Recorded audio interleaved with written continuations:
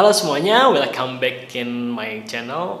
Di video kali ini ada sebuah case menarik. Ini berkaitan sama video yang saya sempat share kemarin beberapa hari lalu yang berhubungan dengan game plan step by step yang teman-teman bisa lakukan kalau misalkan pengen develop merek sendiri tapi masih takut-takut. Nah, ini ada pertanyaan yang masuk di video hashtag Tanya Ubay kali ini di Instagram. Itu kayak gini, ini agak lumayan panjang, ini bakal kita coba kulik ya pandangan saya lah, apa yang teman-teman bisa lakukan kalau misalkan case-nya mirip-mirip seperti ini. Jadi ini dia bilang dia itu adalah saya agen sebuah brand kecantikan, Mas, alhamdulillah membawahi member-member sudah mau 4 tahun dan memang luar biasa peminatnya, tapi sayang pihak supplier kurang kooperatif sehingga makin kesini kualitas barang tidak sebagus dulu. Banyak pelanggan lama saya kecewa sehingga sudah nggak sevisi misi sama saya lagi, udah nggak sesuai hati saya produknya, Mas. Makanya saya ingin berhenti dan ingin mencoba peruntungan sendiri, Mas Bay. Makanya saya masih terus berusaha cari yang tempat walau memang kondisi memang terbatas untuk saat ini. Sebetulnya bisnis skincare online ini masih jalan terus, Mas. Masih luar biasa peminatnya. Sayang dari pusat kualitas kurang baik dan sulit pula barang didapat. Modalnya malah mandek. Jadi saya pikir kalau mandek terus gimana? Kenapa nggak saya bikin sendiri aja? Walau kecil-kecilan dulu. Kira-kira bisa nggak ya, Mas? Bisa bantu sarankan sesuatu.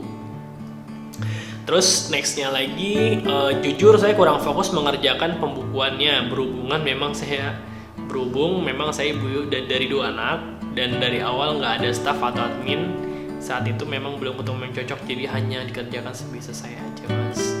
Untuk berapa paketnya karena memang sekarang udah laku banget, jadi mungkin estimasi minimal 300 paket untuk basic, belum termasuk yang produk-produk penunjang dalam sebulan. Untuk saat ini sebetulnya kalau produk yang sekarang saya pegang, kalau punya barang sebanyak apapun pasti habis, Mas. Cuman memang saya sudah kurang sesuai hati aja, hanya karena sudah lama customer, sudah sangat percaya dengan produk ini, jadi banyak sekali yang cari. Jual sama agen pun sekarang bisa langsung ludes. Cuman kan, Mas, berbeda jika awal jual dengan memang produk lama yang sudah branding di pasaran, tidak bisa jadi acuan kalau bisa buat produk sendiri. Tidak bisa langsung bisa menjual paket beratus-ratus, mungkin satu aja sulit. Karena saya alami pas awal jualan ini pun sulit sekali, jual satu barang aja rasanya sampai dipikirin susahnya. Tapi kalau sekarang memang sudah berjalan jadi 10 paket sehari udah mudah lah kasarnya. Tapi apa kabar jika saya nanti merintis dengan brand sendiri? Itulah saya pikir, karena saya mengalami awal jualan produk orang sulitnya seperti apa. Intinya saya simplifikasi pertanyaannya dulu ya. Jadi dia tuh ibu-ibu develop jadi reseller suatu produk skincare tertentu, di-develop barengan dari brand awal tersebut berjalan. Terus brandnya baru mulai, awal-awal dulu jualan susah, pas sudah mulai bagus, mungkin dia bilang sih brandingnya mulai bagus di pasaran, jadi mulai ada penjualannya naik. Sekarang udah bisa penjualan 10 paket sehari dan itu jadi gampang. Dia masih kerjaan sendiri karena jadi seorang ibu, 2 orang anak dan belum ada admin. Yang jadi problem adalah produk dari suppliernya itu nggak bisa memenuhi kebutuhan penjualannya dia. Dan ini yang saya sempat bilang sebelumnya kan, kalau misalkan mau jualan produk tertentu, entah itu jadi reselling atau jadi produk brand principal, pastiin memang suppliernya itu bagus. Kalau misalkan nggak bagus ya problemnya seperti ini, penjualannya bagus, supplier produknya nggak ada. Nah, itu yang jadi tantangan si ibu ini. Terus yang jadi PR-nya lagi, dia pengen mulai bikin merek sendiri, tapi dia merasakan ada sesuatu hal yang dia rasa masih ada takut-takutnya lah, masih ada perasaan ragu. Kalau misalkan kalau gue jual produk baru dengan merek baru, nanti susah nggak ya kayak zaman dulu waktu brand awal yang gue jadi resellernya aja susah, bagaimana dengan gue sendiri itu kan. Nah, kita bakal bahas pertanyaan tersebut pada video kali ini. So just check it out.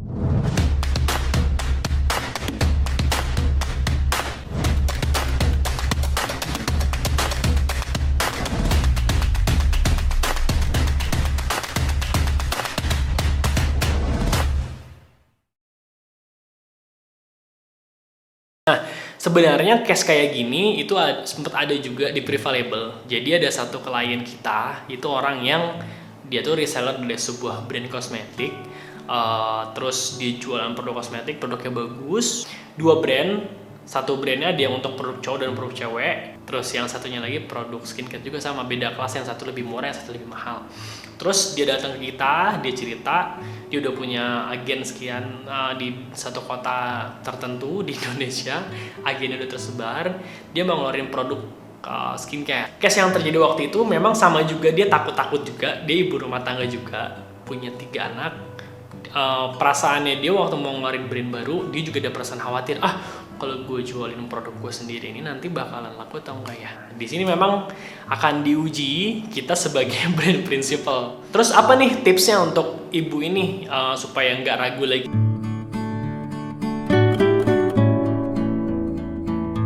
Tips yang pertama itu sebenarnya nggak usah takut. Kenapa? Karena kita pertama, kalau memang dulu pendataannya bagus, kita udah punya list customer yang udah beli produknya. Dan ini udah jadi aset banget. Aset itu dalam artian apa? Customer atau nomor telepon orang yang udah pernah beli ini, itu bisa kita jadiin target audience nanti pas lagi ngiklan. Ini udah ngomongin masalah technical digital marketing ya. Contoh di Facebook, kalau kita bisa nargetin tuh orang-orang yang karakteristiknya itu adalah mirip dengan orang-orang yang customer kita. Misalkan kita punya 1000 nomor telepon nih yang udah pernah beli produk kita. Ternyata produk kita yang sebelumnya adalah produk yang berhubungan sama acne, atau berhubungan sama whitening, atau berhubungan sama anti-aging. Itu kan udah terkategorisasi kan, dan mereka udah trust, udah punya buying powernya. Nah, dari 1000 kontak tersebut, itu bisa kita targetin lagi nantinya di Facebook, data kita upload, dan dari situ kita bisa targetin orang-orang yang mirip, karakteristiknya mirip dengan 1000 orang tersebut. Misalkan 1000 orang bermasalah dengan jerawat, kita masukin ke Facebook, nanti dia targetingnya akan mirip-mirip dengan orang yang punya masalah jerawat. Seperti itulah. Jadi intinya ini udah bagus banget, ibaratnya nggak mulai dari nol banget. Kita bikin brand baru itu nggak mulai dari nol, karena apa? Karena udah ada market, ibaratnya captive market atau market yang udah pernah berjalan sebelumnya. Jadi teman-teman bisa targetin lagi aja, manfaatin list customer yang udah pernah beli tersebut. Itu yang pertama, intinya nggak mulai dari nol banget.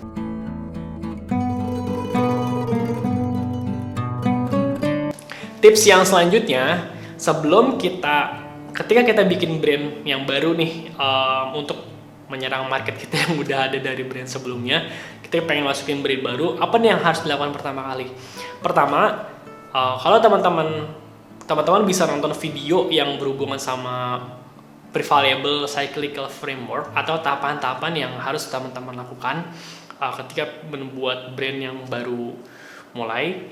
Nah, di sini teman-teman juga bisa buka langsung aja di www.playbook.prevailable.id, masukin nama dan email, di situ akan ada course yang berhubungan dengan private labeling. Nanti teman-teman pengen tahu lebih detail bisa pelajari di sana. Tapi intinya gini, pada tahap ketika brandnya udah jadi, produknya udah jadi, udah tahu apa aja nih yang mau di-develop, yang dilakukan selanjutnya adalah kita menyiapkan namanya ada digital assets sama digital platform. Jadi jangan langsung produknya jadi kita tawarin ke ke resellernya, atau kita tawarin ke reseller kita, atau kita tawarin ke customer yang baru. Tapi kita harus siapin dulu nih, ibaratnya rumahnya dulu, siapin tokonya dulu dengan baik.